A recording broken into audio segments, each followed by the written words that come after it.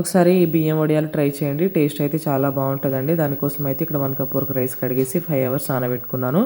మనం ఇక్కడ నేనైతే ప్రెషర్ కుక్కర్లో వేస్తాను కాబట్టి 1 కప్ రైస్కి అయితే 4 కప్స్ వరకు వాటర్ పోసుకోవాలి. మామూలు గిన్నెలో వేస్తే 5 కప్స్ వాటర్ పోసుకోవాలండి. తర్వాత ఇందులో కొంచెం ఉప్పు, సోడా ఉప్పు, అలానే కొంచెం చిల్లీ ఫ్లేక్స్ వామ వేసుకొని హై ఫ్లేమ్లో పెట్టేసి 1 విజిల్ వచ్చిన తర్వాత మళ్ళీ లో ఫ్లేమ్లో పెట్టేసి ఒక 5 మినిట్స్ వరకు ఉడికించుకుంటే సరిపోతుంది. తర్వాత ఇలా మొత్తం మెత్తగా రుబ్బుకోవాలండి. సో మొత్తం అంటే స్మాషర్తో అయితే ఈ విధంగా మెత్తగా వేసుకున్న తర్వాత ఇందులో కొంచెం కొత్తిమీర మీకు ఇష్టం ఉంటే వేసుకుని, లేకపోతే ఏం లేదు.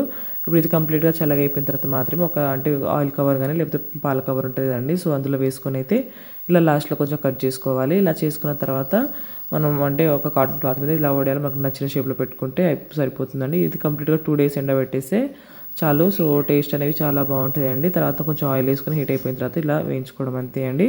సో ఎంతో టేస్టీ వడియాలు అయితే రెడీ. దీని ఫుల్ వీడియో కావాలంటే కింద లింక్ ఇస్తాను, చూసేయండి. అలానే వీడియో నచ్చితే కంపల్సరీ లైక్ చేయండి, సబ్స్క్రైబ్ చేసుకోండి. Thanks for watching.